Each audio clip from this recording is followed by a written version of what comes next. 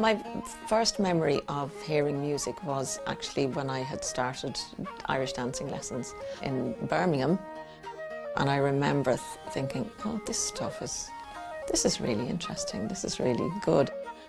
The Birmingham Ceilidh Band, I suppose, along with the Liverpool Ceilidh Band, would have been one of the most well-known Ceilidh bands at the time. And I remember when Tom McHale actually decided to come back to Ireland, and they knew that I had sort of started learning a few tunes on the flute. They basically said, OK, you're on the flute. They were coming over for the Oireachtas. I learnt the tunes on the flute, came over to the Oireachtas, and it was sort of like, who's this young one? I was a bit of an oddity because there weren't many girl flute players, lady flute players at the time.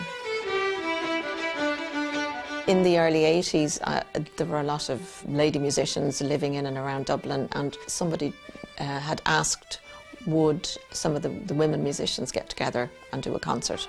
So, under the instruction of Joe Begley, we had a few practices and we decided to go under the name of Macala.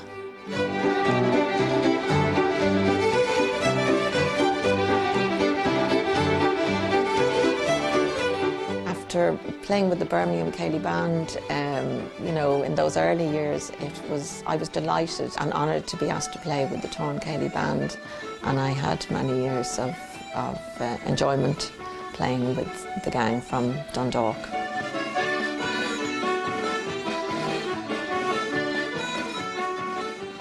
I do love cooking.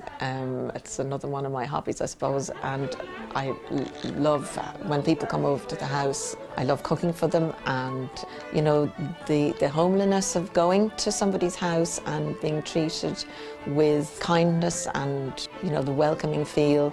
I think it's all part and parcel of the culture, and particularly the Irish culture. And with the music thrown in, sure, what more would you want? Okay, right, come on, let's just grab a seat.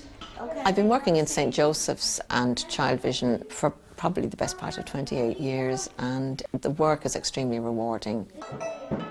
It's challenging, but it's very important to me. Hanya, I think I'm going to put you on the whistle, because I'm going to have to send your fiddle to the hospital. To see a child coming in and performing, but with the love of performing, no matter what level they are at, but being able to produce a sound, and you can see that they are really enjoying it. No money can reward you for that. I'm totally honoured to get the Gradam and to have been thought worthy of it. I'm thrilled.